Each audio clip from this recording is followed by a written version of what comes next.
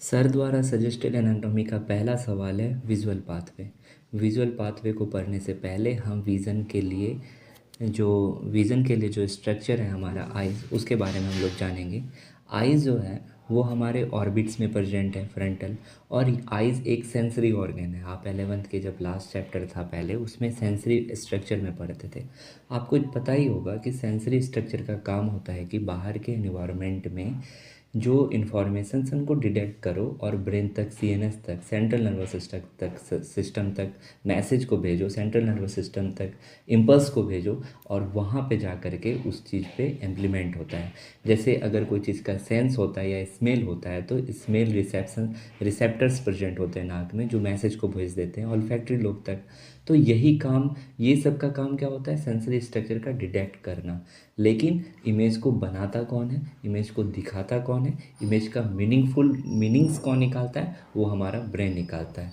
ठीक वही काम यहाँ पे आइज़ करेगा। आइज़ का काम होता है यहाँ पे सिर्फ इंफॉर्मेशन को डिटेक्ट करना और ब्रेन तक मैसेज भेज देना। तो क्या होता है ना कि हमारा आइज़ जो होता है, दो आइज़ होता है, वो दोनों आइज़ जो आगे जो इमेज होता है वो वो इस तरीके से आता है, अपवर्ड डायरेक्शन में होता है। तो वो इसका आँखों पे उसका इन्वर्टेड बन जाता है, यानी जो जो अपराइट्स होता है वो इन्वर्टेड इमेज आँख के पास आता है, मतलब डिटेक्ट करता है, और इसको सीधा करके ब्रेन मीनिंगफुल जा करके ब्रेन इसको देता है। तो विजुअल पाथवे में आइज़ के साथ साथ ब्रेन का काफ़ी इंपॉर्टेंट है कि आँख पहले इमेज को डिटेक्ट करता है और मैसेज ब्रेन को भेजता है और ब्रेन उनको देख लेता है। ठीक है। तो इसी तरीके से कुछ होने वाला है। तो सबसे पहले हम विजुअल पाथवे पढ़ने से पहले इनके बेसिक आइज़ को पढ़ने वाले हैं हम लोग। और जो दूसरा सजेस्टेड क्वेश्चन है आई बॉल, वो यहीं ख़त्म हो जाएगा। जो हमारा आइज़ है ना, वो सेंसरी स्ट्रक्चर होता ही है जो ऑर्बिट्स में प्रेजेंट होता है। तो यहाँ पे जब आइज़ का होता है, इसको 3 लेयर में बाँटते हैं। सबसे जो बाहर का लेयर होता है उसको कहते हैं स्कैलरा। स्कैलरा का आगे वाला जो वाइट पार्ट होता है, और स्कैलरा आगे जा कर के बना देता है क्या? कॉर्निया बना देता है। ठीक है। सबसे जो आउटर मोस्ट पार्ट है वो स्कैलरा है, और आगे जाके क्या बनाता है? कॉर्निया बनाता है। नेक्स्ट सेकेंड वाला जो पार्ट होता है वो होता है आपका जा करके, सेकेंड वाला जो पार्ट होता है, मिडिल वाला पार्ट होता है ना, वो होता है कोरोवाइड। और कोरोवाइड आगे जा कर के बनाता है सिलियरी बॉडी। यहाँ दिखाया नहीं गया है पर आपको पता ही होगा। और सिलियरी बॉडी से अटैच्ड होता है आइरिस। ठीक है। उसके बाद जो सबसे इनर मोस्ट पार्ट होता है रेटिना, जो हमारे लिए काफ़ी इंपॉर्टेंट है, यहीं पे इमेज डिटेक्ट होगा। तो जो रेटिना वाला पार्ट होता है वो सबसे इनर मोस्ट होता है। ठीक है। तो आगे जो हम बात करने वाले हैं कि जो सिलियरी बॉडी से अटैच्ड होता है सस्पेंडरी लिगामेंट, जो जो जो लेंस से अटैच होता है, लेंस को हैंग ऑन करके रखता है। और यहाँ पे एक चैम्बर होता है जिसको हम कहते हैं एंटीरियर एक्वस चैम्बर, और पीछे जो ये चैम्बर होता है इसको कहते हैं विट्रस चैम्बर। ठीक है। सस्पेंडेड लिगामेंट से लेंस अटैच होता है। उसके बाद ये वाला जो स्पेस होता है इसको कहते हैं प्यूपिल। प्यूपिल का कॉन्ट्रैक्शन और डायलेशन सिंपैथेटिक और पारासिम्पैथेटिक नर्वस सिस्टम के थ्रू होता है। ये हम सबको पता है, हम लोग पढ़ के आए हैं यहाँ पे। तो यहाँ पे प्यूपिल्स होता है। अगर हाई लाइट आता है तो प्यूपिल छोटा हो जाता है, कम लाइट आता है तो प्यूपिल बड़ा हो जाता है। तो इन सारी छोटी बड़ी बातों को हम लोग जान चुके हैं। तो ये सारा हमारा स्ट्रक्चर हो गया आइज़ को लेकर के, जो बेसिक स्ट्रक्चर है, जो आपको पाथवे को समझने में, उनको अंडरस्टैंड करने में काफ़ी इंपॉर्टेंट रोल करेगा। अब दूसरी इंपॉर्टेंट बात जो मैं समझाना चाहता हूँ कि अगर कोई लाइट आती है तो लाइट लाइट जब रेटिना पे, आपको पता है, सबको पता है कि रेटिना पे ही जो होना है रेटिना पे ही होना है। तो यहाँ पे कुछ स्पॉट था, जैसे ब्लाइंड स्पॉट है। ब्लाइंड स्पॉट के बारे में एक्सप्लेन करना छोड़ दिए, भूल गए थे। जो ये ब्लाइंड स्पॉट है वो वैसा स्पॉट है रेटिना का, वो पार्ट है जहाँ पे कोई फोटो रिसेप्टर सेल्स प्रेजेंट नहीं होते हैं, कोई इमेज का फॉर्मेशन नहीं होगा, कोई नर्व वहाँ से एराइज नहीं होंगे। तो यहाँ पे कोई इमेज नहीं बनता है, इसलिए इसको हम कहते हैं ब्लाइंड स्पॉट। बाकी सब कुछ है, लेंस के बारे में एक्सप्लेन कर दिए, प्यूपिल हो गया, विट्रस, सारे चैम्बर के बारे में, सस्पेंडरी लिगामेंट जो लेंस को अटैच करेगा, या आइरिस के पीछे ciliary body, choroid, retina, everything. ठीक है। अब जो इम्पोर्टेंट बात है वो हम बताना चाह रहे थे कि जब रेटिना पे लाइट जब बैकवर्ड डायरेक्शन में मूव करता है ना दोस्त, तभी जा कर के इमेज के फॉर्मेशंस के लिए लाइट अप्लीकेबल होता है। आपको पता होगा कि जब लाइट ऐसे जा रहा है, ऐसे जा रहा है, ऐसे जा रहा है, तो यहाँ पे लेयर आपको सेल देखने ये वाला जो कॉन्सेप्ट है ना, समझने में थोड़ा दिक्कत होता है, क्योंकि सबको लगता है कि जब लाइट ऐसे पास कर रहा था लेयर के first parts, first cell, second cell, third cell, तो हो रहा था, जबकि ऐसा नहीं हो रहा था। जब लाइट सबसे last layer of the retina के टकराती है और जब वापस लौटती है ना लाइट, तो वहाँ पे सेल ऐसे अरेंज होते हैं। वो 3 तरीके के सेल अरेंज होते हैं रेटिना के लेयर पे, जो जो जा कर के फाइनली इमेज को डिटेक्ट करने में इम्पॉर्टेंट करते हैं। तो यही होता है जो थीम, यही बात करना चाह रहे थे कि जो ये पार्ट होता है, ये होता है आपका रेटिना का लास्ट लेयर। रेटिना का क्या होता है? ये रेटिना का लास्ट लेयर होता है, ठीक है, लास्ट लेयर, जिसको हम क्या कहते हैं? इपीथेलियम कहते हैं। तो इपीथेलियम लाइट से जब लाइट इधर से आई, देखो ना, इधर से लाइट आ रही है, लाइट आई आई आई, ये सारा पार्ट रेटिना का है। इतना जो यहाँ से लेके यहाँ तक का जो पार्ट है ना, वो तो रेटिना का ही पार्ट है। तो जब लाइट यहाँ से टकरा करके जब लाइट वापस लौट रही थी, तो यहाँ पे सबसे पहले जो हमको सेल्स दिखेगा, यहाँ पे जो सबसे पहले हमको सेल्स दिखेगा, वो दिखेगा रॉड एंड कॉन सेल दिखेगा। कौन सेल दिखेगा? रॉड एंड कॉन सेल दिखेगा।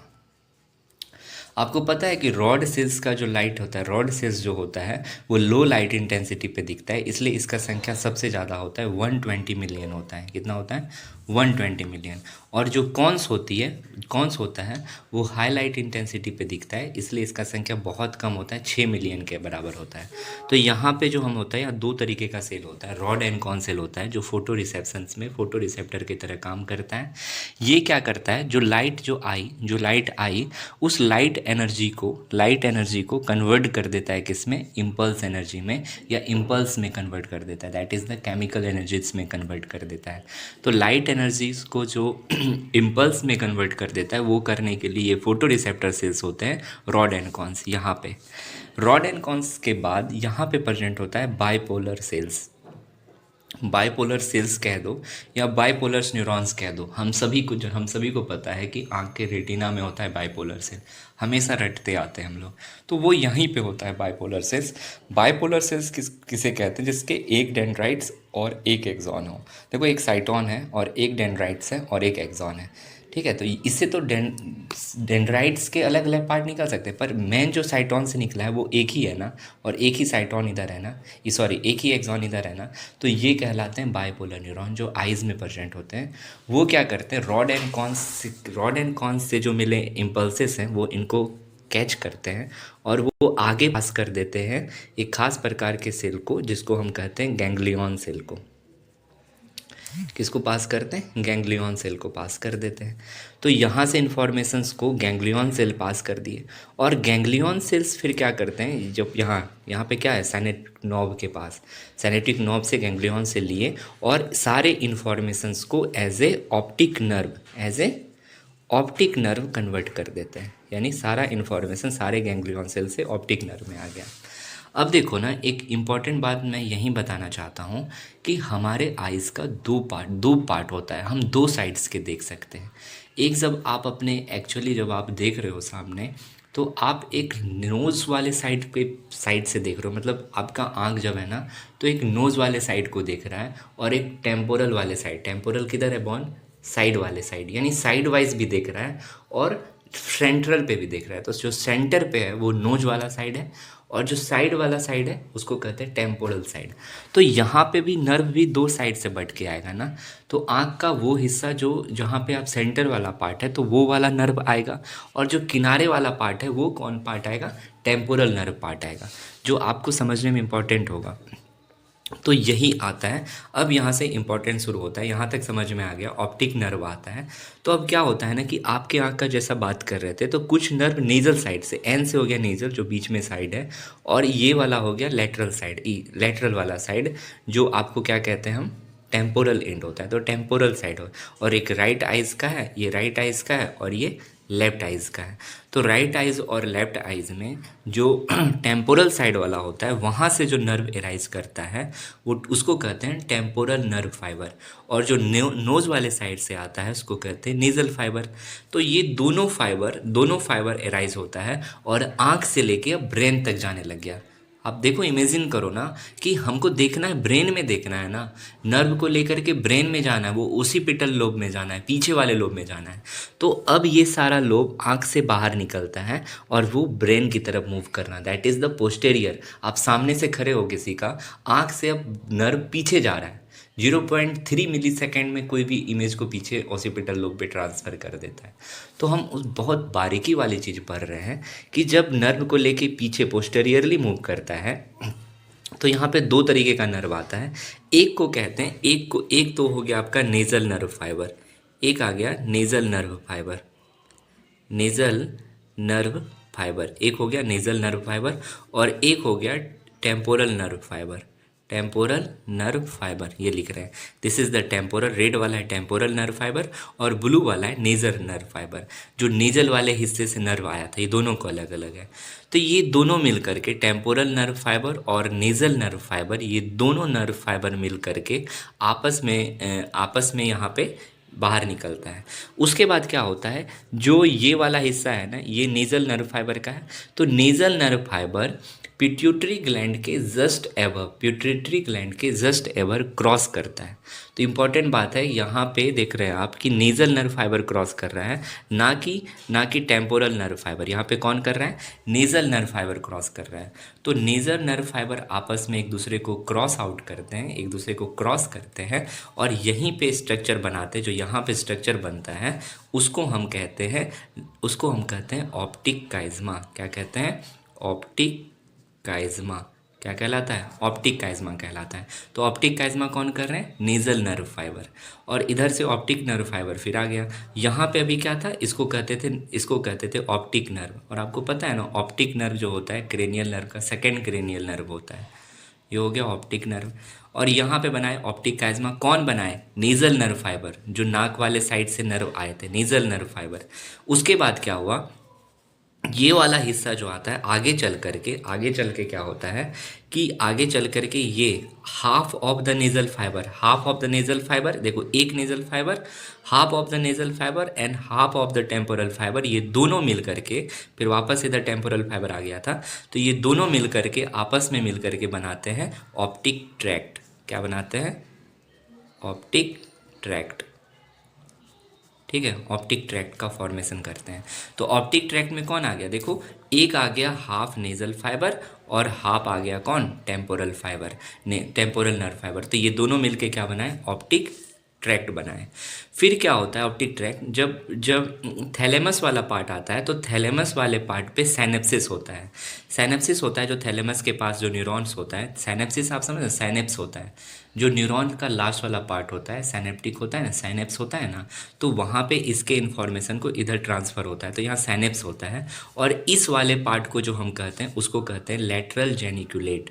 क्या कहते हैं, लैटरल जेनिक्यूलेट, CULAT, जेनिक्यूलेट। जो थैलेमस वाला पार्ट होता है, वहाँ पे जाकर के लैटरल जेनिक्यूलेट होता है at the site of the thalamus. यानी यहाँ पे साइनेप्सिस हुआ किसका, ऑप्टिक ट्रैक्ट में। और यहाँ पे फिर जो उसके बाद आगे जो पास आउट होता है, ये दोनों, इसको कहते हैं हम ऑप्टिक रेडिएशन।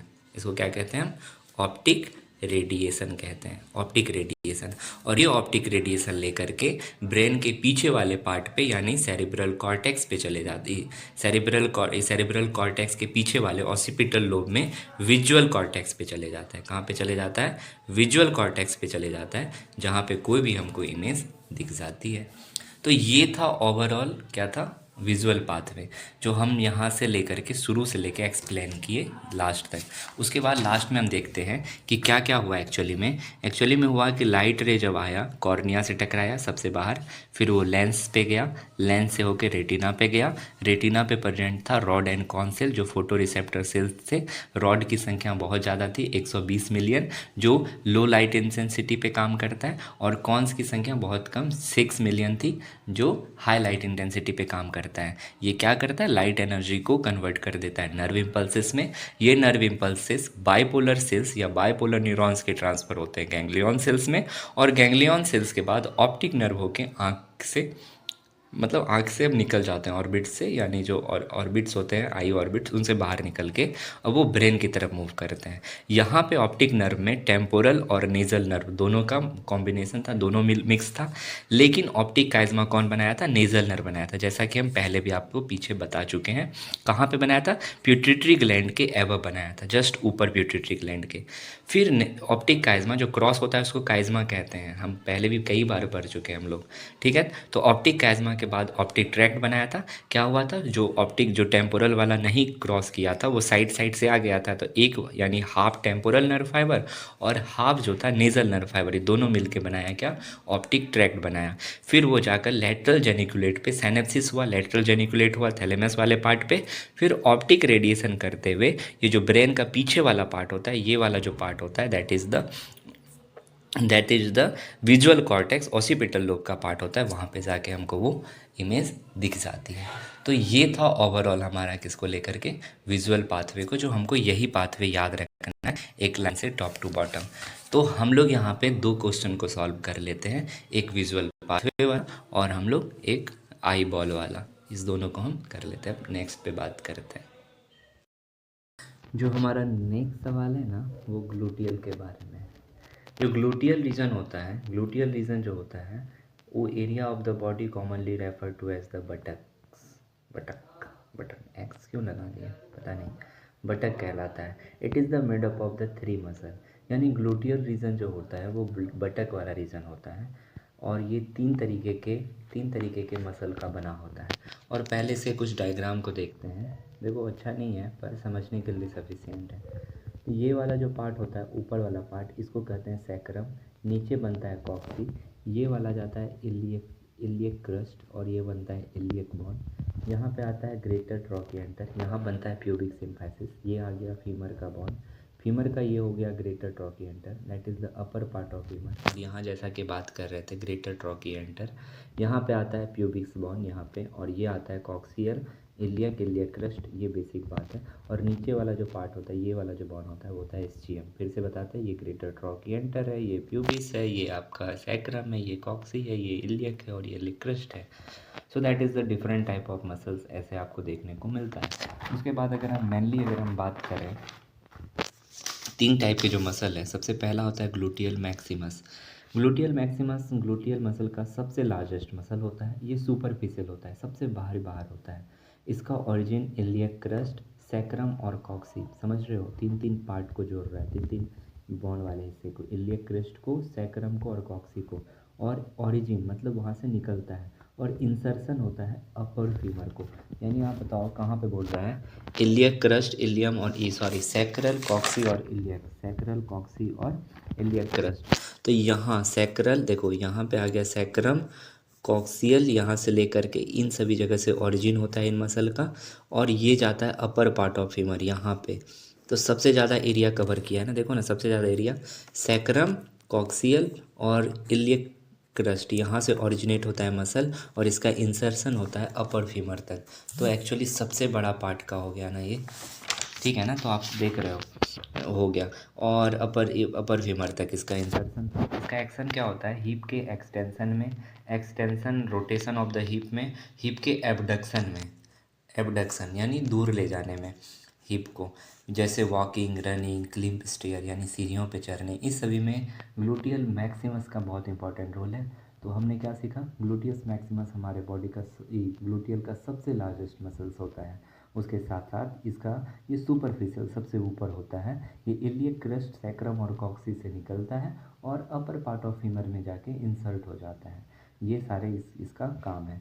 दूसरा होता है ग्लूटियस मीडियस, ये मसल जो होता है ना, live under beneath the gluteal maximus, यानी ग्लूटियल मैक्सिमस के अंदर होता है।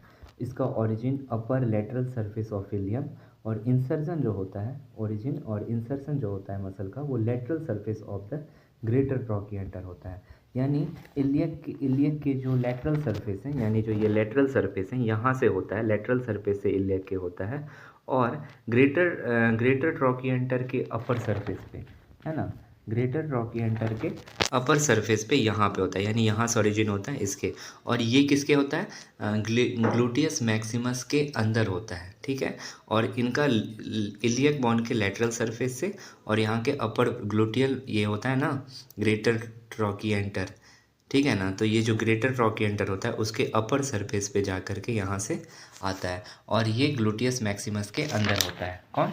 Gluteus medius. अब आता है ग्लूटियस मिनिमस। ग्लूटियस मिनिमस एक स्मॉलेस्ट होता है मसल, इन तीनों के कंपैरिजन में बात हो रही है। और lie deep to the gluteus medius, यानी ग्लूटियस मीडियस के भी अंदर होता है, लेटरल सरफेस ऑफ इलियम से ही निकलता है और anterior surface of the greater trochanter पे चले जाता है। तो anterior surface of greater trochanter वही बात है, जो एंटेरियर सरफेस होता है, ऊपर का सरफेस होता है, यहाँ से लेके यहाँ पे चले जाता है, ये सबसे अंदर होता है। यानी यहाँ पे जो लेटरल सरफेस है उसके ग्रेटर ट्रॉकिएंटर के एंटेरियर सरफेस पे यहाँ पे आ जाता है। तो ऐसे करके यहाँ पे आ जाता है, ऐसे करके जो मसल्स होता है वो आता है ग्लूटियस मिनिमस। तो तीनों मसल के बारे में बात कर लिए, ग्लूटियस मैक्सिमस, ग्लूटियस मिनिमस और ग्लूटियस मीडियस। मीडियस बीच में था, मिनिमस सबसे अंदर था और मैक्सिमस सुपरफिशियल था। तो हम लोगों ने ग्लूटियल को भी कंप्लीट कर लिया। अब नेक्स्ट अपना अब नेक्स्ट टॉपिक है लेयर ऑफ स्किन के बारे में। देखो, लेयर ऑफ स्किन में के बारे में पता है कि स्किन जो होता है हमारे बॉडी का लार्जेस्ट ऑर्गन होता है। ये 60% हमारे टोटल बॉडी वेट का होता है और ये कवर करता है 1.5 to 2 metre square area cover करता है। और ये इक्टोडर्मन इन ऑरिजिन होता है। इसका फंक्शन होता है कि ये माइक्रो ऑर्गेनिज्म को हमारे इंटरनल बॉडी में आने से प्रिवेंट करना, थर्मो को रेगुलेशन करना यानी टेम्परेचर रेगुलेट करना, एक इम्यूनिटी देता है। ये एक पैसिव इम्यूनिटी होता है ना, वो देता है। उसके बाद विटामिन डी का फॉर्मेशन में हेल्प करता है। इस बहुत अच्छा है कि विटामिन डी के पास ही जाता है और सनलाइट में फंक्शनल होकर विटामिन डी का फॉर्मेशन होता है। विटामिन डी का ये बहुत इंपॉर्टेंट है, मतलब इसको थोड़ा हाईलाइट कर लेना है, साइड से पढ़ना है इसको। और ये एक्सक्रीशन में भी काम करता है, ये बहुत सारी चीज़ का एक्सक्रीशन करता है स्किन पे। उसके बाद लेयर ऑफ स्किन की बात करें तो 3 लेयर होता है। बीच में मतलब देखो, बीच में जो मेन पार्ट होता है वो डर्मिस होता है। डर्मिस के ऊपर होता है एपिडर्मिस और डर्मिस के नीचे होता है हाइपोडर्मिस। डर्मिस का लेंथ मेन पार्ट होता है जैसा कि बोल रहे हैं, तो 2 to 4 मिलीमीटर का होता है। और उसके एक ऊपर से एक पतला सा पार्ट होता है एपिडर्मिस का 0.5 मिलीमीटर का। और हाइपोडर्मिस होता है वो वेरिएबल होता है, अलग अलग बॉडी पार्ट के स्किन के अलग अलग जगह पे उसका जो लेंथ है, वो जो साइज है, मतलब है जो है वो अलग अलग है। हाइपोडर्मिस की एपिडर्मिस की बात करें तो ये सुपरफिशियल है, जैसा कि पता है कि डर्मिस के ऊपर है, यानी ये सुपरफिशियल है। बहुत पतला लेयर होता है 0.5 मिलीमीटर का। कोई ब्लड वेसल्स नहीं होता है इसके पास, नॉन वेस्कुलर होता है। उसके बाद ये कैरेटिनाइज्ड होता है, यानी कैरेटीन का बना होता है, स्ट्रेटिफाइड स्क्वैमस एपिथेलियम का बना होता है ये। और इसके 5 लेयर्स होते हैं पाल्म और सोल में। जो पाल्म होता है यहाँ पे और सोल में पैर के, वहाँ पे इनके 5 लेयर होते हैं। लेकिन ऑल ओवर बॉडी जनरली इनके 4 ही लेयर होते हैं। कौन कौन होते हैं? स्ट्रेटम कॉर्निकम, स्ट्रेटम ग्रैनुलोसम, स्ट्रेटम स्पेंजियोसम और स्ट्रेटम बेसिली। ये 4 लेयर होते हैं। जो पांचवा जो लेयर बताया ना पाल्म और सोल में वो आते हैं स्ट्रेटम ल्यूसीडियम। ठीक इसी तरह, यानी सबसे आउटर की बात कर रहे थे, सबसे बाहर स्किन का जो एपिडर्मिस का सबसे बाहर होगा वो स्ट्रेटम कॉर्निकम होगा। फिर ग्रैनुलोसम, उसके बाद स्पिनोसम, स्पाइनोसम और उसके बाद बेसिली। तो ऐसे होगा। यहाँ पे जो होगा सोल और इसमें होगा ये 5वां लेयर, जो भी बात किए थे कि 5 लेयर होता है।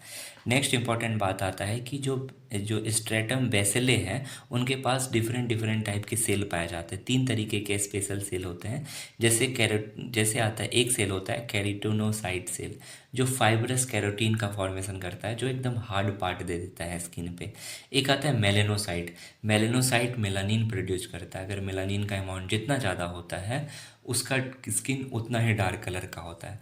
उसके बाद आता है मेरिकल सेल जो होता है, ये सेल्स क्या करता है हमको, ये क्या कहते हैं, रिसेप्टर्स की तरह होता है। दैट इज़ द रिसेप्टर्स की तरह होता है ये सेल, जो टच सेंसिटिविटी देता है स्किन पे। अगर आप छूते हो ना तो इन्हीं सेल्स के रिसेप्टर्स के कारण होता है।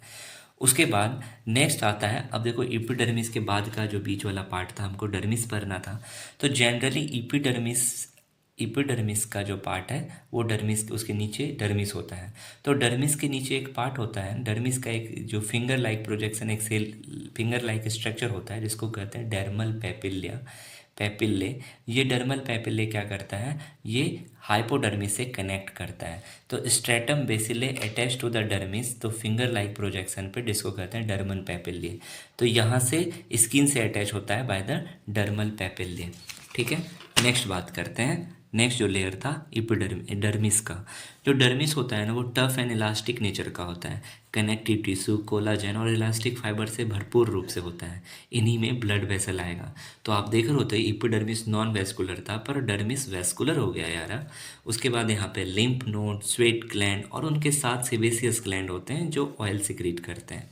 और आपको पता है गूज बम्स जो आते हैं, गूज बम्स जो आते हैं, जो कुछ एक खास मतलब एक जो दिल से छू ले कोई बात को, दिल से मतलब एक अच्छा सा एनर्जेटिक वाला जो फीलिंग आता है, गूज बम्स जिसको कहते हैं, जो बहुत ज़्यादा कभी इमोशनल हो जाए या किसी चीज़ से इंस्पायर हो जाए तो गूज बम्स आते हैं बॉडी में। तो वो वाला जो गूज बम्स होते हैं ना वो इपिडर्मिस से ही होते हैं। वहाँ एक खास प्रकार के एरेक्टेटर पिलाई प्रेजेंट रहता है। पिल्ली जो पिलाई क्या कहते हैं इसको, प्रोनाउंसिएशन आप बताइए जरा। एपी तो ये एरेक्टेटर पिलाई जो मसल होते हैं, जो मसल होते हैं एपी मसल जिसको कहेंगे, एक स्मूथ मसल बंडल होता है जो कनेक्ट करता है हेयर फॉलिकल एंड स्किन से। जब ये कॉन्ट्रैक्ट करता है ना तो ये for hair follicle stand up, खड़े हो जाते हैं और ये क्या करते हैं, गूज बम्स देते हैं हमारे बॉडी में। और इनके दो लेयर होते हैं, एक होता है पेपिलरी और एक होता है रेटिकुलर। पेपिलरी का तो बात सुन लिए कि इपिडर्मिस का ये वाला पार्ट, सॉरी हाइपोडर्मिस का ये वाला, सॉरी डर्मिस का ये वाला पार्ट इपिडर्मिस से कनेक्ट करता है, उसको कहते हैं पेपिलरी। और बाकी जो रेटिकुलर पार्ट है उसमें ये सारा चीज़ आ जाएगा, कोलाजन, ब्लड वेसल। तो इसको दो लेयर में ऐसे बांटे। तीसरा, अब जो तीसरा हम पढ़ने वाले हैं inner most, that is the hypodermis, या इसी को हम सब क्यूटेनियस लेयर भी कह देते हैं। ये deepest part of the skin, सबसे अंदर होता है। ये मेड होता है, ये बना होता है लूज कनेक्टिव टिश्यू का और एडिपोज टिश्यू का। ये कनेक्ट करता है स्किन फाइबर्स को, इसकी ये कनेक्ट करता है, देखो सबसे अंदर है ना। तो अब क्या करेगा, ये कनेक्ट करेगा, यानी कनेक्ट द स्किन, यानी जो हमारा स्किन का जो सबसे मोस्ट लेयर है, तो ये स्किन को फाइब्रस टिश्यू और ऑफ मसल ऑफ बोन से एंड मसल से ये कनेक्ट करेगा। तो ये कनेक्शन का काम करेगा, या तो मसल से कर दे या बोन से कर दे, तो ये इनर मोस्ट कनेक्शन का काम करेगा। ये प्रोवाइड करेगा इंसुलेशंस प्रोवाइड करेगा। उसके बाद शॉक शॉक एब्जॉर्शंस में काम करेगा और स्टोर करेगा एनर्जी को फैट को तोड़ के, फॉर्म फैट। तो फैट से, फ्रॉम फैट से फॉर्म ऑफ फैट, अच्छा फैट के फॉर्म में ये एनर्जी को भी स्टोर करेगा। सबक्यूटेनियस देख रहे हैं आप, हाथी में, व्हेल में, इन सभी में सबक्यूटेनियस बना होता है। ये हाइपोडर्मिस का ही तो पार्ट होता है वो सब। नेक्स्ट हम बात करते हैं कुछ नोट्स के बारे में। जैसे इपिडर्मिस थिक होता था पाल्म ऑफ हैंड पे, सोल ऑफ फुट पे, और जहाँ पे जो बिरो यानी फोल्ड ऑफ जॉइंट्स होते हैं ना, वहाँ पे ये बहुत ही ज़्यादा थिकर होता है, मोटा होता है, और वहाँ पे कोई हेयर नहीं पाया जाता। जो थीनेस्ट पार्ट होता है स्किन का वो आईलिड्स होता है। जो आईलिड्स होता है हमारा वो सबसे थीनेस्ट पार्ट होता है स्किन का। अब देखते हैं स्किन से रिलेटेड कुछ कुछ बात, जैसे एब्रेजन, एवर्जन, एब्रेजन। एब्रेजन का मतलब होता है खरोंच, स्किन में अगर कोई खरोंच आए तो उसको ये टर्म। उसके बाद आता है काइमोसिस, काइमोसिस या काइमोसिस इसको कहते हैं। यानी क्या होता है कि अगर ब्लड वेसल्स अंदर में या ब्लड वेसल्स में क्लॉट हो जाए, मतलब खून थक्का हो जाए, तो वहाँ पे स्किन डार्क कलर का हो जाता है, उसी को कहते हैं इकाइमोसिस। मोल के बारे में जानते हैं, जो तिल होता है हमारे बॉडी में वो। उसके बाद आता है हिमेंजियोमा।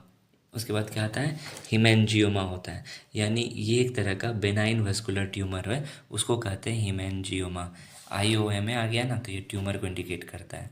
उसके बाद है लिपोसार्कोमा, ओमा आ गया, ये ट्यूमर को इंडिकेट करता है। जो OMA है, ओमा, ओमा किसको इंडिकेट करता है, ट्यूमर को इंडिकेट करता है। और लिपो किसको इंडिकेट करता है, फैट को। और सार्को किसको इंडिकेट करता है, स्किन को, बाहर का लेयर को, स्किन या मसल के लेयर को। तो जो फैट सेल्स होते हैं ना, उनमें अगर ये हो जाए ना, स्किन के या मसल्स के जो फैट सेल्स हैं उनमें ट्यूमर हो जाए तो उसको कहते हैं हम लिपोसार्कोमा। तो ये हो गया मेरा स्किन वाला लेयर कंप्लीट। अब नेक्स्ट बात करेंगे। देखो दोस्त, अब हम लोगों को बात करना है पारानेजल साइनसेस के बारे में। देखो साइनसिस क्या होता है ना, जो एयर फील्ड कैविटी होता है ना हमारे स्केल के फेशियल बोन के आसपास, तो उसको उसको हम कहते हैं साइनसिस। और नोज वाले जो हिस्सा है ना उसके आसपास है, इसलिए इसको कहते हैं पारानेजल साइनसिस। ठीक है, किनारे के आसपास है। देखो यहाँ पे देखो, ये जो फ्रंटल बोन होता है फेस के अलग अलग बोन के हिसाब से इन 4 पारानेजल साइनसिस का पार्ट है। जो फ्रंटल बोन के पास होता है ना उसको कहते हैं फ्रंटल साइनसिस। जो इथेमॉइड बोन के पास जो कैविटी प्रेजेंट है उसको हम कहते हैं इथेमॉइड साइनसिस। जो स्पेनोइड बोन के पास है उसको स्पेनोइड साइनसिस। और जो मैग्जिला वाले के पास है उसको मैग्जिलरी साइनस।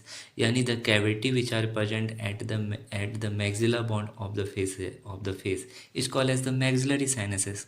सिंपल सी बात है।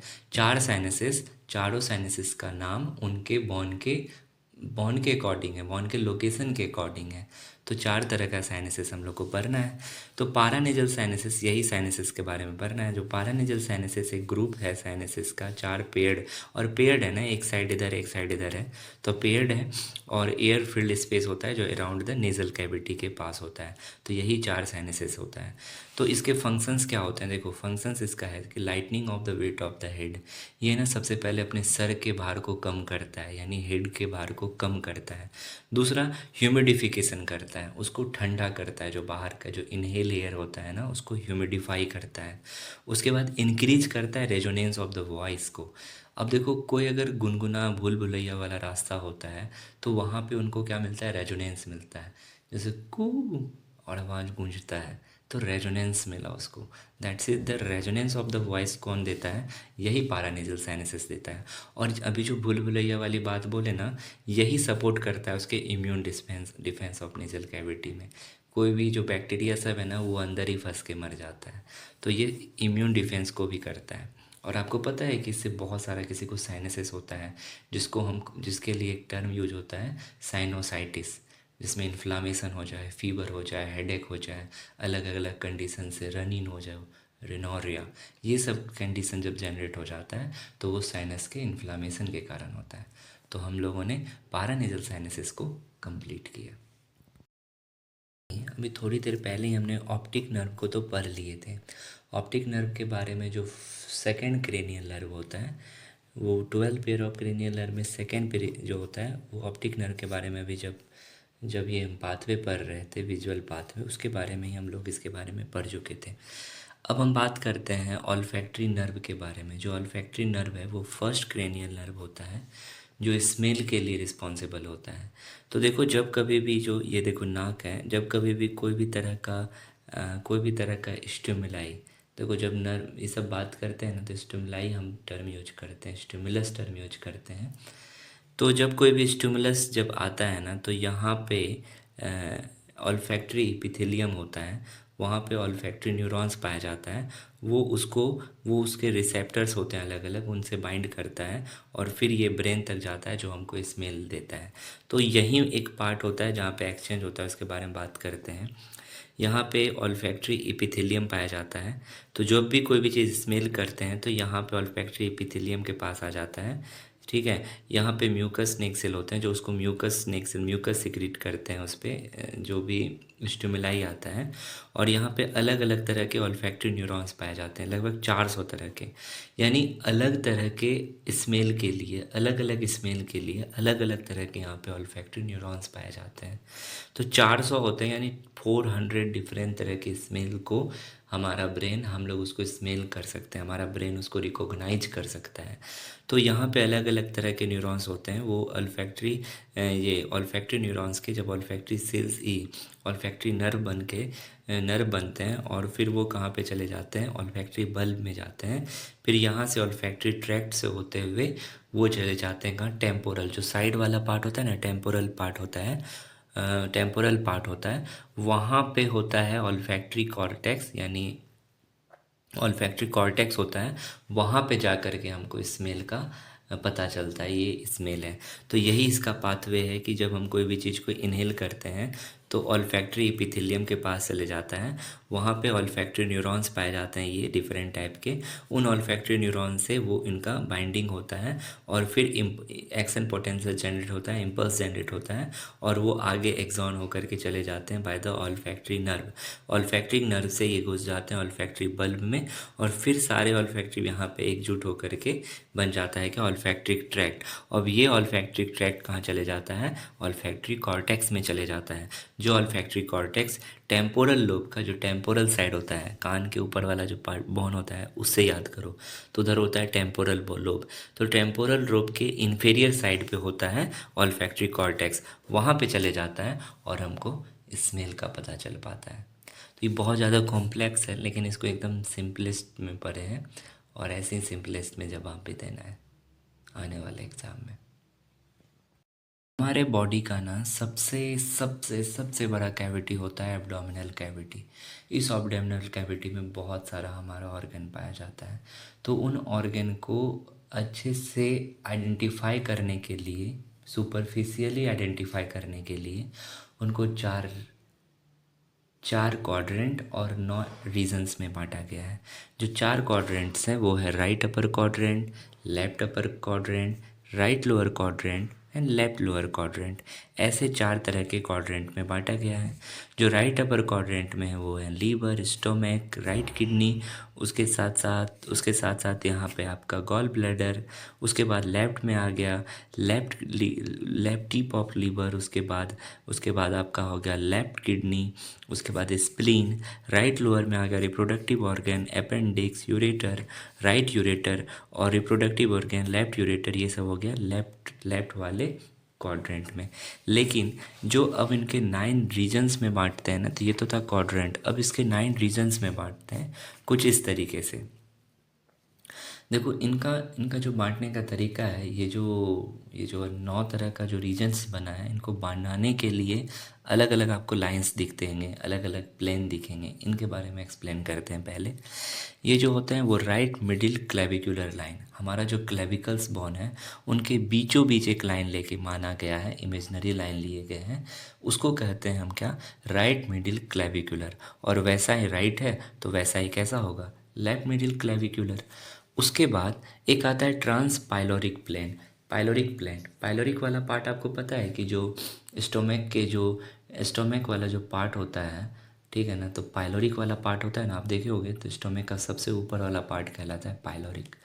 तो ये हो गया ट्रांस, उसी के जो सीधा सीधा प्लेन होता है that is called as the trans pyloric plane.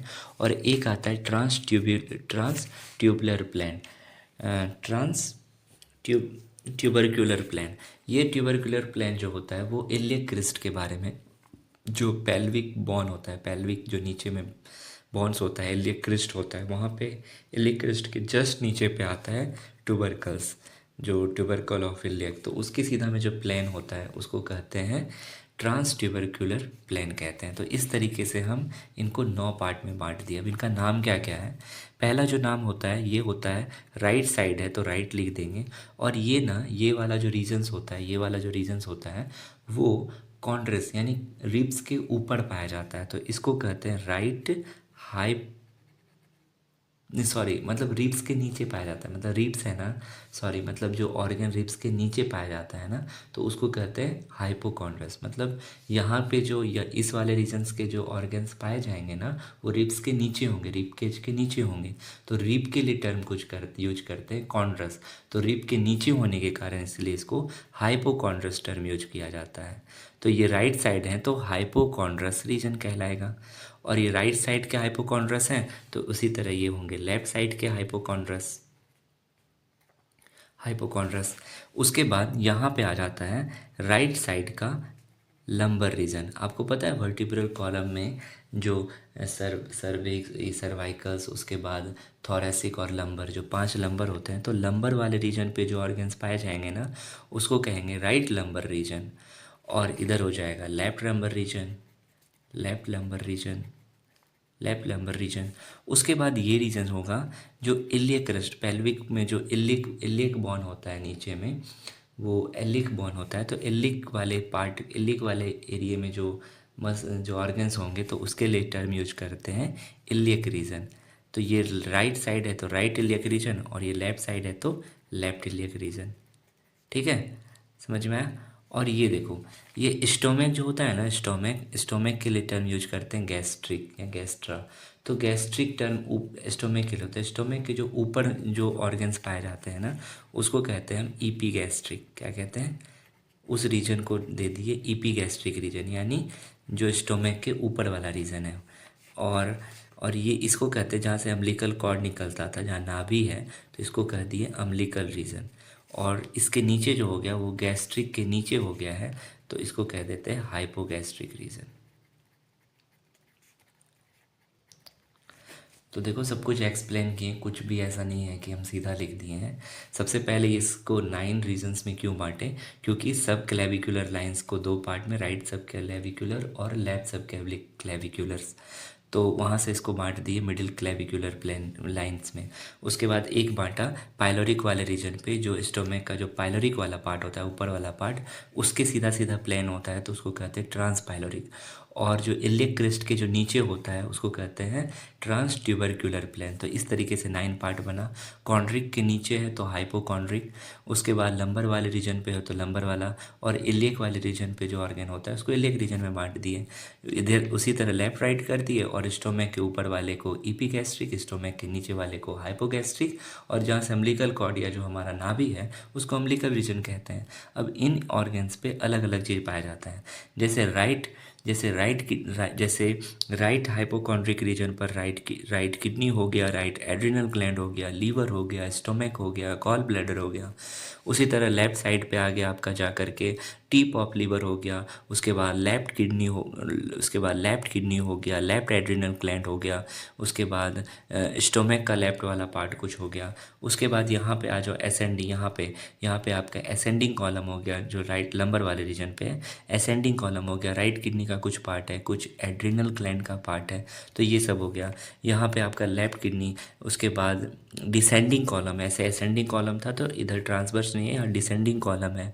उसके बाद स्मॉल इंटेस्टाइन है, लेफ्ट किडनी है, यहाँ सब पे ये लेफ्ट किडनी प्रेजेंट है यहाँ पे। उसके बाद यहाँ पे आ जाओ तो यहाँ पे एसेंडिंग कॉलम है, कुछ एसेंडिंग कॉलम का पार्ट है, यहाँ पे अपेंडिक्स है, सीकम है। ठीक है, ये सब इलियक वाले पार्ट पे है। ये वाले पार्ट पे आपका कौन है? ट्रांसवर्स कॉलम है। उसके बाद आपका जाके सिग्मोइड कॉलम है, सीकम है, ठीक है, एनस, ये सब है। उसके बाद ये वाला जो पार्ट है गैस्ट्रिक है, ऊपर वाला एड्रिनल है, कुछ लीवर का पार्ट है यहाँ पे। अम्बिलिकल रीजन पे आपका ट्रांसवर्स कॉलम, इधर से असेंडिंग गया था, यहाँ ट्रांसवर्स, तो यहाँ कुछ ट्रांसवर्स कॉलम के पार्ट होंगे। उसके बाद जो नीचे आ गया यूरिनरी यूरेथ्रा, ये सब जो आ गया, यूरिनरी ब्लैडर, ये सब आपका हाइपोगैस्ट्रिक वाले रीजन पे पाए जाएंगे। तो इस तरीके से 9 एब्डोमेन रीजन में बांटा गया है। थैंक यू दोस्तों। अब हम बात करेंगे वेंट्रिकल्स ऑफ ब्रेन को लेकर के। हमारे जैसे हार्ट में 2 वेंट्रिकल्स होता था नीचे में, राइट एंड लेफ्ट साइड पे, वैसे यहाँ पे 4 वेंट्रिकल्स हैं, 2 नहीं 4 हैं। वेंट्रिकल्स क्या होता है कि एक स्पेस होता है, that is the hollow space जो होता है ना, उसको हम वेंट्रिकल्स कहते हैं। यहाँ पे आपको 4 वेंट्रिकल्स दिखेगा। जब आप साइड व्यू देख रहे हैं तो ये एक लेटरल साइड का वेंट्रिकल्स है, एक ये साइड और एक दूसरा इसके ऊपर वाला साइड होगा। तो 2 साइड का लेटरल वेंट्रिकल, एक लेफ्ट साइड और एक राइट साइड का 2 वेंट्रिकल। उसके बाद एक नीचे में आपको एक वेंट्रिकल दिखेगा, that is the third ventricle, और एक चौथा वेंट्रिकल्स यहाँ पे आपको दिखेगा, that is the fourth ventricle. तो ब्रेन्स में हमारे वेंट्रिकल्स कितने होते हैं? 4 होते हैं। इन चारों वेंट्रिकल्स आप जो बहुत इंपॉर्टेंट हैं हमारे इसके लिए। अब क्या होता है ना, इन वेंट्रिकल्स के अंदर पाए जाते हैं कोरोइड प्लेक्सिस। कोरोइड प्लेक्सिस एक खास प्रकार का ब्लड वेसल्स होता है, और वहाँ पे कुछ ब्रेन सेल्स, जिसको हम कहते हैं न्यूरोग्लियल सेल्स, सॉरी इपीडाइमल सेल्स होते हैं। ये दोनों मिलकर के सीएसएफ का प्रोडक्शन करता है। सीएसएफ बोले तो cerebro spinal fluid. Cerebro spinal fluid nutrient देता है ब्रेन को। तो ये चारों तरफ, जैसे हमारे बॉडी के अंदर, हमारे हार्ट के अंदर इस वेंट्रिकल्स क्या करता है, सर्कुलेट करवाता है ना ब्लड को, यहाँ पे इस वेंट्रिकल्स में ही सेरिब्रो स्पाइनल फ्लूइड का सर्कुलेशंस होगा। सेरिब्रो स्पाइनल फ्लूइड मूव करेंगे ताकि ब्रेन को प्रॉपर न्यूट्रिएंट मिल सके। समझ में आ रहा है आपको? क्या मिल सके? न्यूट्रिएंट मिल सके, और हमारा ब्रेन एक्टिव रहे। दूसरी इंपॉर्टेंट बात, कोरोइड प्लेक्सिस के पास ब्लड और सेरिब्रल फ्लूइड के बीच में बैरियर्स प्रेजेंट होता है, क्योंकि आपको पता है कि ब्रेन हमारे बॉडी का सबसे इम्पॉर्टेंट पार्ट होता है। अगर ब्रेन में कोई इन्फेक्शंस, बैक्टीरिया, वायरस का अगर आ जाए तो सब कुछ ख़त्म हो सकता है, हम लोग का पूरा बॉडी ख़त्म हो सकता है, क्योंकि सीपीयू है हमारा, सेंट्रल प्रोसेसिंग यूनिट है हमारे बॉडी का। तो वहाँ का प्रोटेक्शन एकदम तगड़ा होना चाहिए। तो वहाँ पे कोरोइड प्लेक्सिस जो होता है वो एक क्या है, ब्लड वेसल्स होता है। वो ब्लड वेसल्स और वहाँ पे सेल्स, एपिडाइमल सेल्स, ये दोनों मिल करके सेरिब्रोस्पाइनल फ्लूइड बनाते हैं। यानी ये यहाँ पे ऐसा बैरियर क्रिएट होता है कि ब्लड में से ही बनता है, लेकिन ब्लड के बहुत सारे कंपोनेंट को नहीं लिया जाता, जैसे आरबीसीस नहीं होता, इसलिए सेरिब्रोस्पाइनल फ्लूइड कलरलेस होता है। यहाँ पे ग्लूकोज, फ्रुक्टोज और डिजॉल्व ऑक्सीजन को लेके जाते हैं ताकि ब्रेन सेल्स को मिल सके और वो बेहतरीन तरीके से काम कर सके। ये लेटरल वेंट्रिकल से होते हुए इन वेंट्रिकल्स, फिर इससे लेकर के यहाँ पे आपस में सारों वेंट्रिकल्स में सेरिब्रोस्पाइनल फ्लूइड का फ्लो होते रहता है। आइए हम एक एक वेंट्रिकल्स के बारे में जानते हैं। अब तक हम लोग पढ़े कि सेरिब्रोस्पाइनल फ्लूइड का वेंट्रिकल्स में फ्लो होता है और हमारे बॉडी में 4 वेंट्रिकल्स हैं, 2 वेंट्रिकल्स लेटरल, एक थर्ड वेंट्रिकल्स और ये फोर्थ वेंट्रिकल्स। इन चारों वेंट्रिकल्स में सेरिब्रोस्पाइनल फ्लूइड फ्लो करता है और ब्रेन सेल को न्यूट्रिएंट प्रोवाइड करता है। जैसे कि ये हॉलो स्पेस को हम वेंट्रिकल्स कहते हैं और कोरोइड प्लेसेस, एपिडाइमल सेल्स ही यहाँ पे सीएसएफ का प्रोडक्शन करते हैं। सबसे पहले हम लेटरल वेंट्रिकल्स की बात करते हैं। ये फाउंड होता है सेरिब्रल हेमिस्फीयर पे, जो आउटर मोस्ट वाला पार्ट होता है, जो ऊपर वाला पार्ट होता है, that is the cerebral hemisphere पे होता है और कॉर्पस कैलोसम के जस्ट नीचे पाया जाता है। कॉर्पस कैलोसम वो पार्ट को कहते हैं जहाँ पे उस पार्ट को कहते हैं जहाँ से 2 सेरिब्रल हेमिस्फीयर कनेक्टेड होता है। और हमारे बॉडी का सबसे, यानी ब्रेन का सबसे बड़ा वेंट्रिकल लेटरल वेंट्रिकल्स ही होता है। इसमें हॉर्न्स पाए जाते हैं। जो बाहरी निकला हुआ आवरण होता है ना, जो बाहरी निकला एक स्ट्रक्चर होता है, उसको हॉर्न्स कहते हैं। इनके हॉर्न्स आपको फ्रंटल लोब्स में, ऑसिपिटल लोब में और टेम्पोरल लोब में, इन तीनों लोब में आपको देखने को मिलेगा। यहाँ पे ये आपको दिख रहा है ना, ये फ्रंटल लोब में दिखेगा, ये पीछे आपका, ये आपका ऑसिपिटल और किनारे वाला जो टेम्पोरल लोब है वहाँ भी आपको दिखेगा। उसके बाद ये कम्युनिकेट करता है थर्ड वेंट्रिकल से बाय द इंटरवेंट्रिकुलर फोरामेन। तो यहाँ देखो, ये फर्स्ट वेंट्रिकल और सेकेंड वेंट्रिकल है, ये है थर्ड वेंट्रिकल। तो थर्ड वेंट्रिकल से किससे कनेक्टेड है? इंटरवेंट्रिकुलर फोरामेन से। दिख रहा है आपको? इंटरवेंट्रिकुलर फोरामेन से ये कनेक्टेड है। उसके बाद टाइम के साथ साथ जब एज बढ़ता जाता है तो लेटरल वेंट्रिकल्स का साइज बढ़ता जाता है। ये बात इम्पॉर्टेंट है। उसके बाद हम थर्ड वेंट्रिकल्स की बात करते हैं। थर्ड वेंट्रिकल्स जो होता है वो लेटरल साइड होता है, लेटरल वेंट्रिकल के बिलो होता है। देख रहे हैं, थर्ड वेंट्रिकल लेटरल वेंट्रिकल के नीचे होता है और ये जो होता है ना, वो दोनों थैलेमस के बीच में प्रेजेंट होता है। जब इसका पूरा स्ट्रक्चर देखोगे तो आप दिखेगा कि ये थैलेमस के बीच में प्रेजेंट है। फोर्थ के वेंट्रिकल के साथ ये कनेक्ट करता है सेरेब्रल एक्विडक्ट। ये जो पीछे से आता है एक सेरेब्रल एक्विडक्ट, वो सेरेब्रल एक्विडक्ट के थ्रू ये फोर्थ वेंट्रिकल से कनेक्टेड होता है। तो यानी सेरेब्रल एक्विडक्ट से यहाँ पे फोर्थ वेंट्रिकल में पहुँच गया।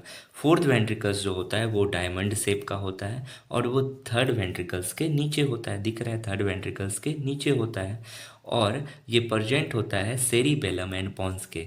ये देखो, ये वाला पार्ट आपका हो गया सेरिबेलम, तो सेरिबेलम और ये वाला पार्ट है पॉन्स, तो सेरिबेलम और पॉन्स के बीच में प्रेजेंट होता है। फोर्थ वेंट्रिकल से देखो, अब फोर्थ वेंट्रिकल से 2 रास्ते जाते हैं। पहला रास्ता जाता है, एक रास्ता चले जाता है स्पाइनल कॉर्ड्स में। सेरिब्रल देखो, सेरिब्रोस्पाइनल फ्लूइड को central CNS, that is the central nervous system, brain और स्पाइनल कॉर्ड को न्यूट्रिएंट प्रोवाइड करने का काम दिया गया है। तो इस न्यूट्रिएंट को सेरिब्रोस्पाइनल फ्लूइड जिन रास्तों में जाती है उसी को तो वेंट्रिकल कहते हैं। तो स्पाइनल कॉर्ड्स तक तो न्यूट्रिएंट चाहिए ना, तो ये एक नीचे तक भी चले जाता है। तो फोर्थ वेंट्रिकल से नीचे एक रास्ता जाता है जिसको हम कहते हैं सेंट्रल स्पाइनल कैनाल, जहाँ पे नीचे सेरिब्रोस्पाइनल फ्लूइड चले जाता है। उसके बाद एक और रास्ता खुलता है फोर्थ वेंट्रल से सब एरेक्नोइड स्पेस पे, जो ड्यूरामीटर और पाइमीटर के बीच का स्पेस होता है, सब एरेक्नोइड स्पेस।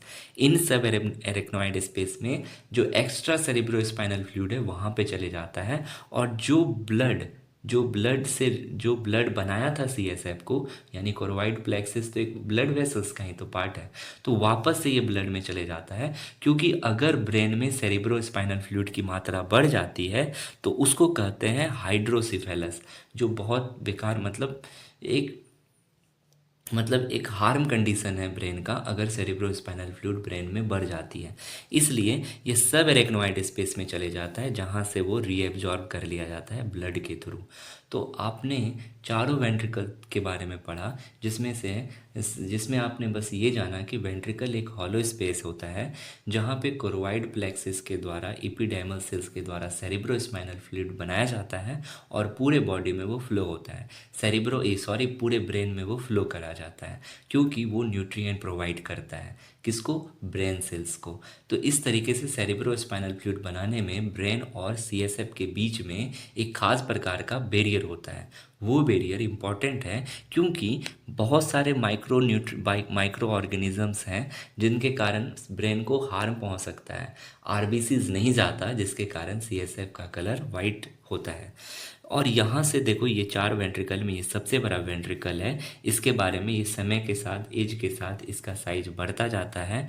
ये इंटर वेंट्रिकुलर फोरामेन से 3rd वेंट्रिकल से कनेक्टेड होता है और सेरिब्रल एक्विडक्ट के थ्रू ये 4th वेंट्रिकल पोन्स और सेरिबेलम के बीच में प्रेजेंट होता है। 4th वेंट्रिकल से 2 रास्ते जाते हैं सब एरेक्नोइड स्पेस में, सीएसएफ को वापस रीएब्जॉर्ब किया जाता है, और एक रास्ता जाता है स्पाइनल कॉर्ड्स की तरफ, जहाँ पे सीएसएफ को आगे वहाँ भी न्यूट्रिएंट प्रोवाइड करने के लिए भेजा जाता है। उसके बाद सीएसएफ को सब एरेक्नोइड स्पेस में इसलिए भेजा जाता है क्योंकि इस सीएसएफ का बैलेंस वेंट्रिकल्स में बना रहे, क्योंकि कोरोइड प्लेक्सिस तो लगातार बनाता जाएगा और इसको वापस अगर रीएब्जॉर्ब नहीं करेंगे तो यहाँ पे वेंट्रिकल्स में सीएसएफ का अमाउंट बढ़ जाएगा और हाइड्रोसिफेलस जैसे कंडीशन को जनरेट कर सकता है। इसलिए इनका रीएब्जॉर्प्शन इंपॉर्टेंट है। तो ये हमारे बॉडी के, हमारे ब्रेन के 4 वेंट्रिकल्स हैं। Thank you. नेक्स्ट बात करने वाले हैं, that is the venous system of the brain. यानी अब हम बात करेंगे अपने ब्रेन के सबसे कॉम्प्लेक्स पार्ट, उसमें वेन के सिस्टम को, that is the venous system of the brain को। और आपको पता है कि वेन में वेनस ड्रेनेज जैसे घटनाएं होती है। वेनस ड्रेनेज का मतलब होता है कि बिना किसी वेल्व के थ्रू वेन से मतलब डीऑक्सीजनेटेड ब्लड को सुपीरियर वेना कावा में उतार देना। आपको पता है कि हार्ट का जो भी यहाँ पे राइट एट्रियम होता है, यहाँ पे ऊपर वाला सुपीरियर वेना कावा और नीचे से डीऑक्सीजनेटेड ब्लड इन्फीरियर से आता है। तो हमारा ब्रेन तो इधर है, तो ब्रेन से सुपीरियर वेना कावा के थ्रू जो डीऑक्सीजनेटेड ब्लड आएगा उसको फिर जा करके यहाँ से अयोटा उसको फिर सप्लाई करेगा। तो ये वाला जो सिस्टम है ऐसे ब्रेन में चलते रहना चाहिए। ये तो सारे ऑर्गन के लिए वैलिड है। तो ब्रेन के लिए हम अब देखेंगे कि अंदर में वेनस का कैसे सिस्टम अरेंजमेंट है, इसी को कहते हैं वेनस ड्रेनेज सिस्टम। और यहाँ पे long when of the brain के अंदर एक लॉन्ग वेन होता है, एक स्पेशल टाइप का वेन होता है, क्योंकि वहाँ पे बहुत कॉम्प्लेक्स है, वहाँ बहुत कॉम्प्लेक्सिटी पाया जाता है।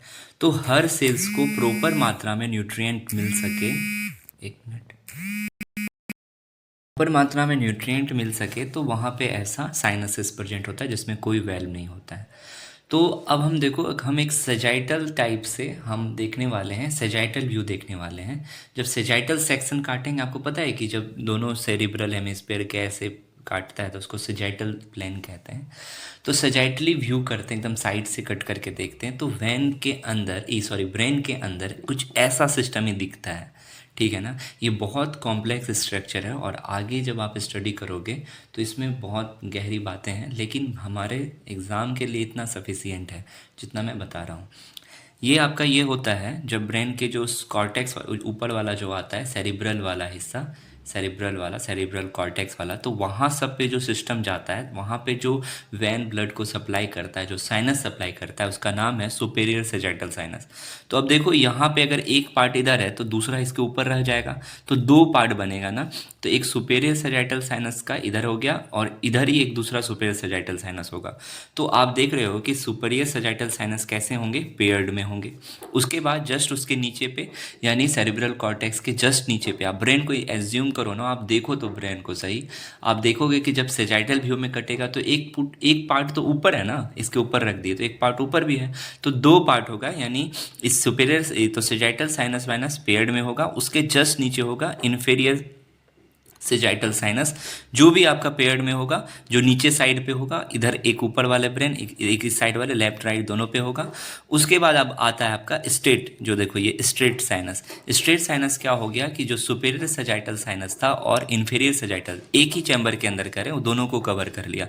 तो अब देखो ये एक सेरिब्रल हेमिस्फीयर की ये घटनाएं हैं, तो यहाँ पे भी दूसरा होगा, एक इधर से ऐसे होगा सुपेरियर सेजाइटल साइनस, नीचे होगा इन्फीरियर सेजाइटल साइनस, और दोनों को कनेक्ट करेगा स्ट्रेट साइनस। तो स्ट्रेट साइनस भी कैसा होता है, इन्फीरियर और सुपेरियर की तरह ये भी कैसा होता है, पेयर्ड होता है।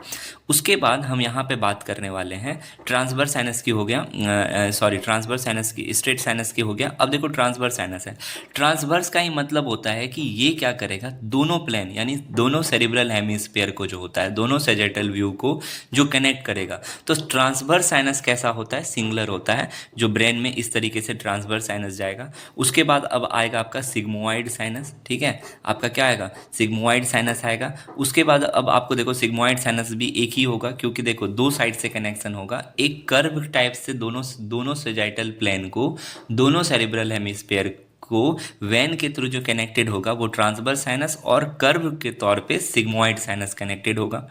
उसके बाद यहाँ पे आ जाओ इंटर कार्नेवियस साइनस। उसके बाद यहाँ पे आ जाता है ये सारा साइनस, इन्फीरियर सेजाइटल साइनस ये हो गया, सुपेरियर साइनस हो गया, स्ट्रेट साइनस आ गया।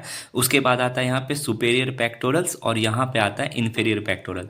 ये सुपेरियर और इन्फीरियर पेक्टोरल भी क्या होता है आपका जाकर के एक ही होता है, पेयर्ड में नहीं होता, ये दोनों इस साइड से कनेक्टेड करेगा।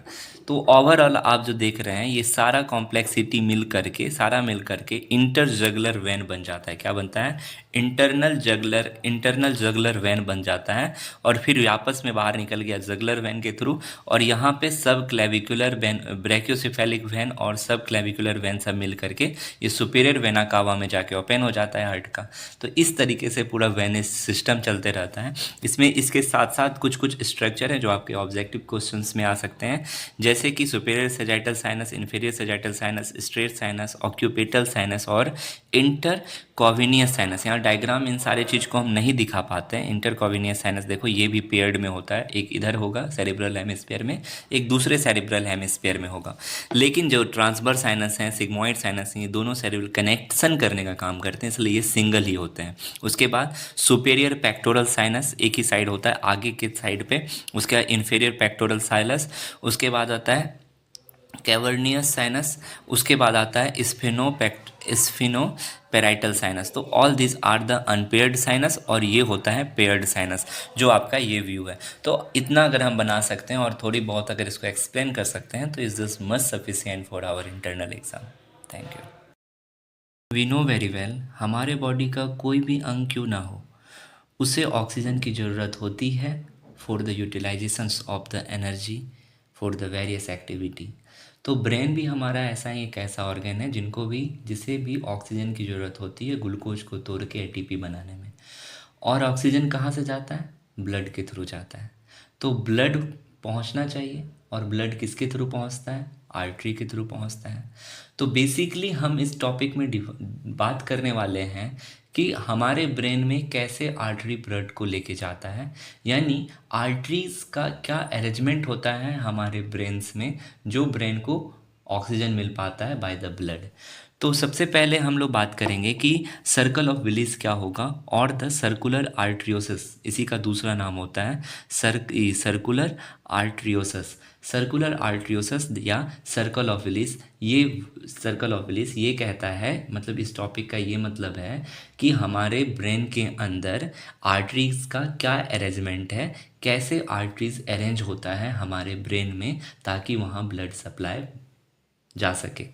तो एक्चुअली में हम जब भी कोई चीज़ पढ़ेंगे तो ऐसे नहीं पढ़ेंगे कि ये हाईलाइटेड क्वेश्चन है सर्कल ऑफ विलिस तो डायरेक्ट पढ़ना स्टार्ट करें। सबसे पहले हम ये जानना चाहेंगे कि हमारे बॉडी में कहाँ से वो कौन ऐसी आर्टरीज होती है जो हमारे ब्रेन में इंटर करती है और ऑक्सीजन सप्लाई करती है हमारे ब्रेन तक, और ऐसे स्ट्रक्चर यानी सर्कल ऑफ विलिस जैसे स्ट्रक्चर को फॉर्म करती है। उनका बेसिस क्या है, वो आए कहाँ से हैं, इन हर छोटी बड़ी बातों को हम लोग करते जाएंगे। देखो एक्चुअली किसी भी ऑर्गन्स में अगर ब्लड का सप्लाई होता है तो वो आर्टरीज करती है।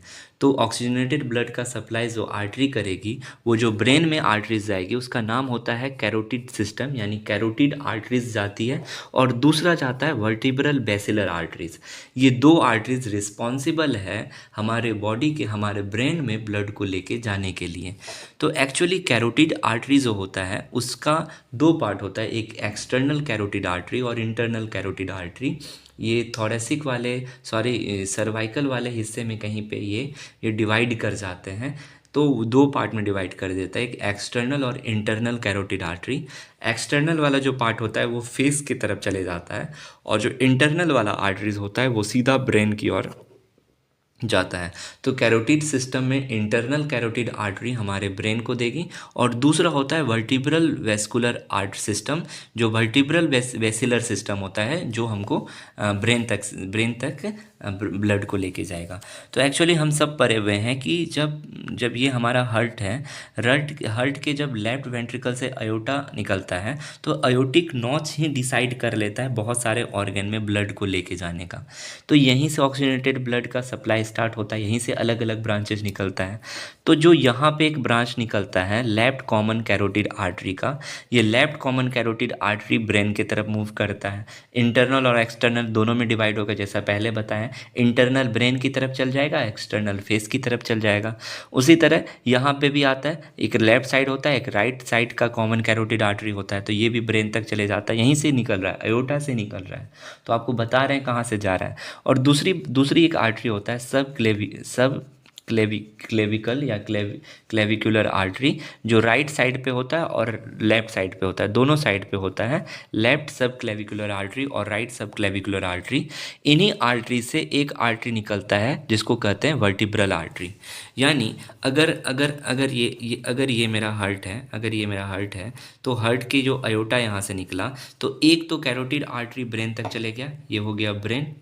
तो ये सीधा बता रहे हैं, ये कैरोटिड आर्टरी चला गया, एक राइट साइड और एक लेफ्ट साइड, दोनों कैरोटिड आर्टरी ब्रेन की तरफ चला गया। दूसरा होता है, यहीं पे एक निकलता है जो अभी बताए थे, सब क्लेविकुलर आर्टरी।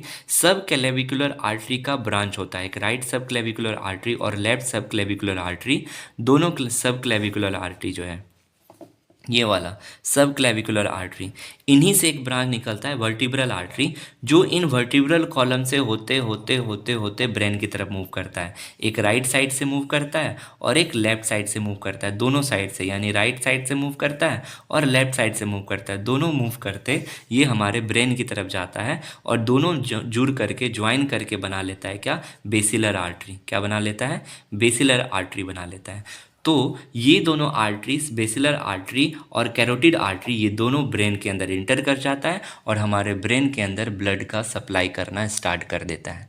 तो आप देख रहे हो कि कहाँ से ब्लड का ओरिजिनेशन हुआ, कौन से आर्टरी गए। तो फिर से रिकैप करते हैं, हमारे ब्रेन में दो तरीके के आर्टरी जाते हैं। First of all carotid artery में इंटर वाला, क्योंकि एक्सटर्नल फेस की तरफ मुड़ जाता है, जो फेस की तरफ ब्लड सप्लाई कर देता है। जो इंटरनल कैरोटिड आर्टरी है वो ब्रेन की तरफ जाएगा। और दूसरा जो सब क्लेविकल आर्टरी निकला था, उसी का एक ब्रांच होता है वर्टिब्रल आर्टरी, जो वर्टिब्रल कॉलम से होते होते होते होते ब्रेन के ऊपर तरफ मूव करता है, पीछे से, हमारे पोस्टीरियर पोजीशन से, ठीक है, पोस्टीरियर साइड से। तो इंटर करता है और ये दोनों राइट और लेफ्ट टाइप का वर्टिब्रल आर्टरी ज्वाइन करके बना देता है बेसिलर आर्टरी, और ये वर्टिब्रो बेसिलर आर्टरी और कैरोटिड आर्टरी हमारे ब्रेन के अंदर जाता है और ब्लड सप्लाई कर देता है। तो अब यहाँ देखेंगे कि ये कैरोटिड आर्टरी और वर्टिब्रो बेसिलर आर्टरी हमारे ब्रेन के अंदर कैसे कैसे डिवाइड करते हैं, कहाँ डिवाइड करते हैं, कैसे सर्कल ऑफ विलिस बनाते हैं और कैसे ब्लड का सप्लाई करते हैं, ऑल ओवर थिंग्स अब हम देखेंगे। हमने बेस देख लिया कि कहाँ से इन आर्टरी ओरिजिनेट होता है। सर्कल ऑफ विलिस पढ़ने से पहले हम इस बात को बेहतरीन तरीके से समझना चाहेंगे कि कौन से पोजीशन को एंटीरियर, कौन से पोजीशन को पोस्टीरियर, कौन से पोजीशन को मिडिल, कौन से पोजीशन को बेसल कहा जा रहा है। क्योंकि हमें सिर्फ आर्टरीज का नाम याद नहीं रखना है सर्कल ऑफ विलिस पढ़ने में, हमको वो समझना एक्चुअली कि ये कहाँ है और कैसे इनका अरेंजमेंट हो रहा है। तो देखो, अगर ये हमारा ये अगर एक डेमो है, एक डायग्राम है जो आपको ये समझा रहा है कि ये वाला पोजीशन एंटीरियर है, ये वाला पोजीशन पोस्टीरियर है, और जहाँ पे भी मिडिल टर्म आता है ना, जैसे मिडिल सेरिब्रल आर्टरी, तो वो वाला टर्म, ये बीच वाले पोजीशन को मिडिल वाले को कहेंगे, नीचे वाले पोजीशन को बेसल कहेंगे। और उसके बाद आपको ब्रेन का भी पार्ट पता है, यहाँ पे जो मेन पार्ट होता है, ऊपर में, that is the cerebrum, cerebrum कहलाता है। तो सॉरी, सेरिब्रल कहलाता है। तो जो सेरिब्रल होता है वहाँ पे जो आर्टरी सप्लाई करेगा वो, उसको हम सेरिब्रल वाला पार्ट कहेंगे। फिर बेसल वाला पार्ट होता है, जो पीछे नीचे वाला जो पार्ट होता है उसको हम बेसल वाला पार्ट कहेंगे।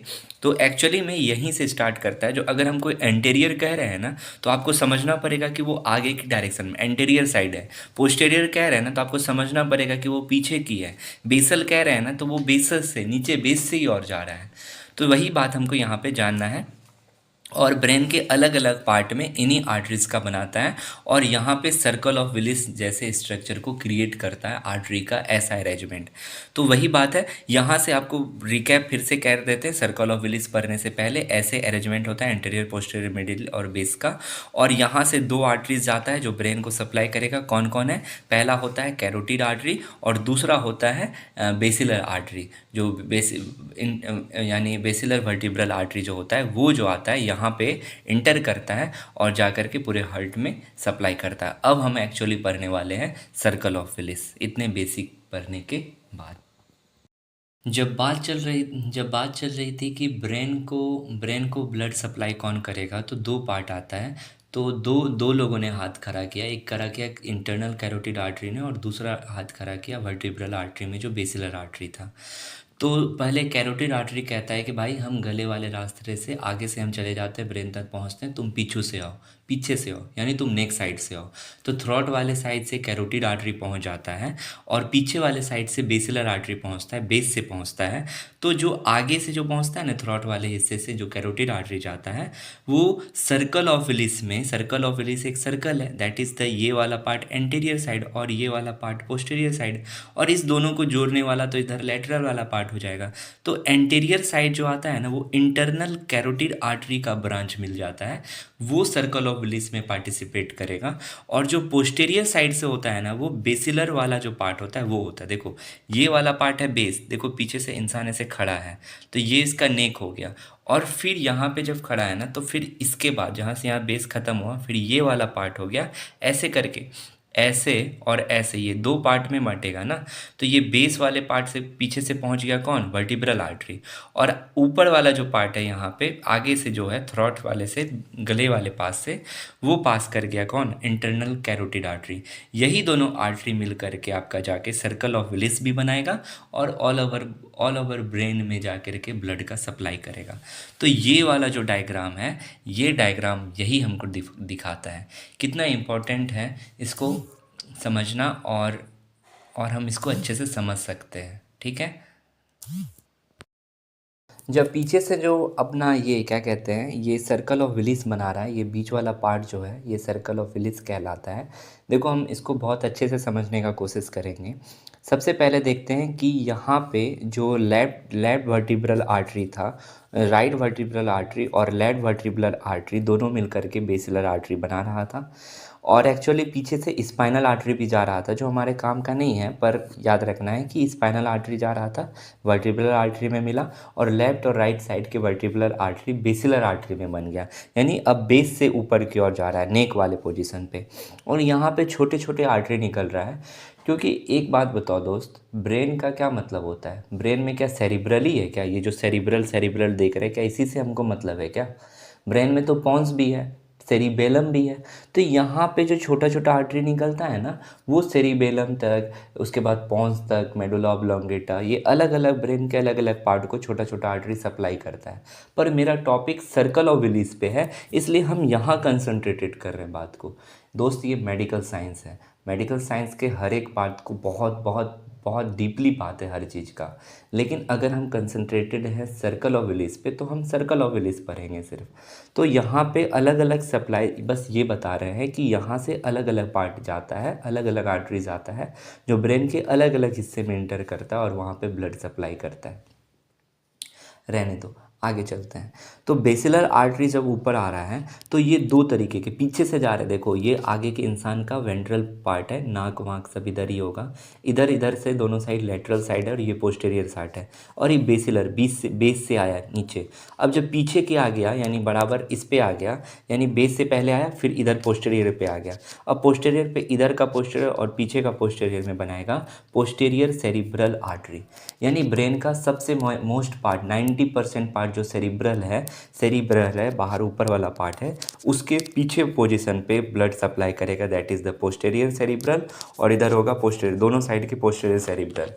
उसके बाद क्या होगा कि सेरिब्रल के बाद उसके बाद दोनों सेरिब्रल इससे कनेक्टेड होगा by the posterior communicative artery. ठीक है, पोस्टीरियर कम्युनिकेटिव आर्टरीज जो होगा वो दोनों सेरिब्रल जो पोस्टीरियर सेरिब्रल आर्टरी है और मिडिल सेरिब्रल आर्टरी है उसको कनेक्ट करेगा। उसके बाद आगे वाले पोजीशन पे जैसा कि हम यहाँ पे बताए थे कि एंटीरियर सेरिब्रल जो होता है वो ब्रांच होता है कैरोटिड आर्टरी का। ये आगे आपका एंटीरियर सेरिब्रल आर्टरी। देखो अब आगे से भी समझना पड़ेगा ना, जो कैरोटिड आर्टरी है ना, समझो बातों को, ये डायग्राम नहीं दिखा सकते सब कुछ को।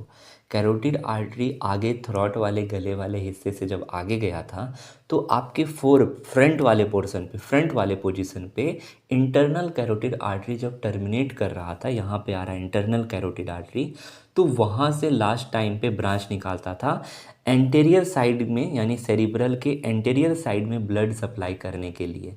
कहाँ से? The terminal of the carotid artery से। यानी सेरिब्रल आर्टरी ये सब क्या है? ये सब तो यही दोनों का ब्रांच है ना। सेरिब्रम वाले पोजीशन पे कर रहा है तो सेरिब्रल कर रहे हैं, लेकिन है कौन? ये तो बेसिलर और कैरोटिड का ही तो बात है, यही दो का तो अलग अलग नाम पड़ रहा है। तो जहाँ पे इंटरनल कैरोटिड आर्टरी टर्मिनेट कर रहा था ना दोस्त, वहीं पे जाके ब्रांच निकलता है एंटीरियर सेरिब्रल आर्टरी का, जो आगे के दो पोजीशन इधर और इधर यानी एंटीरियर सेरिब्रल आर्टरी दोनों से जाता है।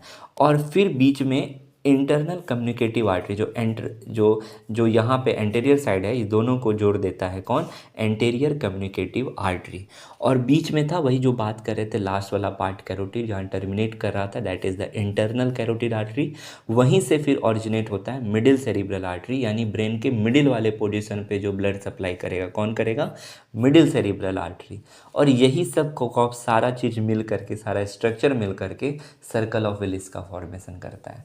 देखो बहुत इंपॉर्टेंट है और बहुत ईजिली तरीके से समझा सकते हैं कि बेसिलर आर्टरी नीचे से गया, ये बेसिलर आर्टरी जा करके जब बेस के ऊपर आ गया, यहाँ पे नीचे से गया, फिर जब फ्रंट बेस पे आ गया तो पोस्टेरियर साइड पे यहाँ पे डिवाइड करके पोस्टेरियर सेरिब्रल आर्टरी यानी सेरिब्रल वाले पोजीशन पे, और उसके बाद यहाँ पे कैरोटिड आर्टरी आया था तो कैरोटिड आर्टरी का ब्रांच मिडिल सेरिब्रल आर्टरी, फिर यहाँ पे इस दोनों को कनेक्ट करने का काम किया पोस्टेरियर कम्युनिकेटिव आर्टरी।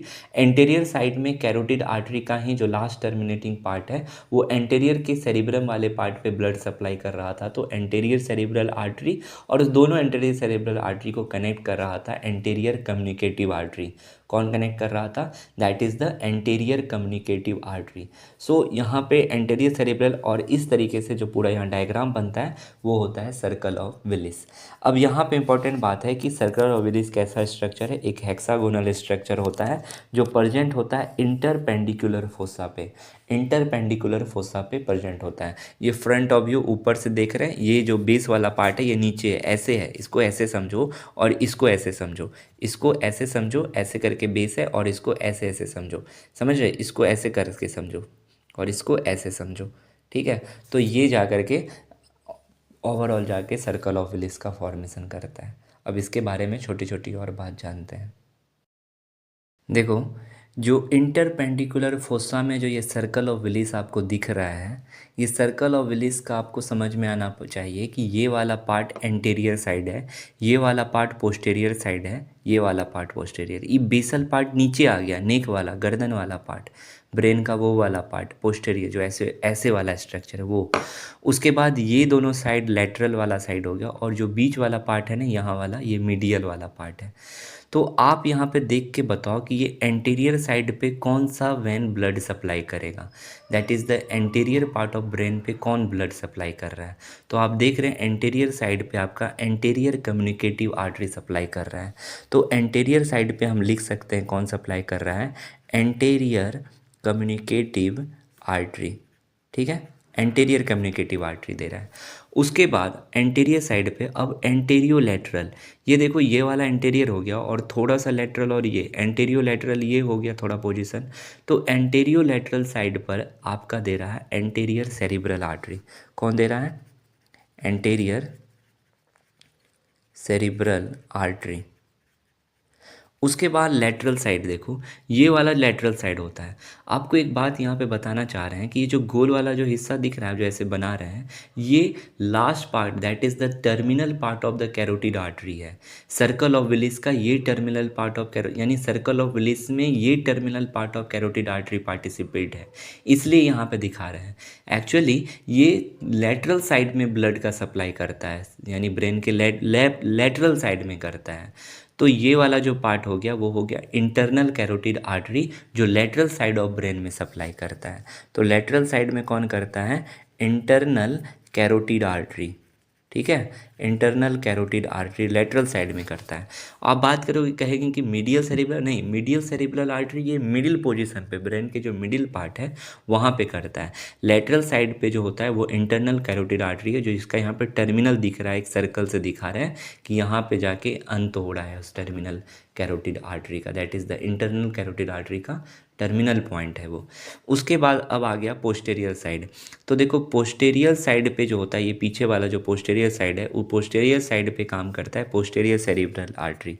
कौन करता है, पोस्टेरियर सेरिब्रल आर्टरी का काम होता है ब्लड सप्लाई करना पोस्टेरियर साइड पे। और जो पोस्टेरियो लेटरल है उसको कम्युनिकेटिव वाला आर्टरी करेगा, तो वो करता है पोस्टेरियो कम्युनिकेटिव आर्टरी।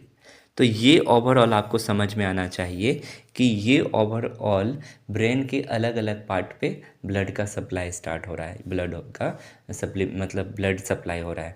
तो ओवरऑल हम बस ये कहना चाहेंगे कि जो मेरा बेस था ना, बेसिलर आर्टरी और कैरोटिड आर्टरी, वही पार्ट है, वही पार्ट जा कर के ओवरऑल सर्कल ऑफ विलिस का फॉर्मेशन करता है, ठीक है। तो इसको बनाने का शॉर्टकट भी होता है, ऐसे हेक्सागोनल स्ट्रक्चर बना करके, ऐसे हेक्सागोनल स्ट्रक्चर बना करके फिर हम जाके यहाँ पे ऐसे करके जोड़ देंगे।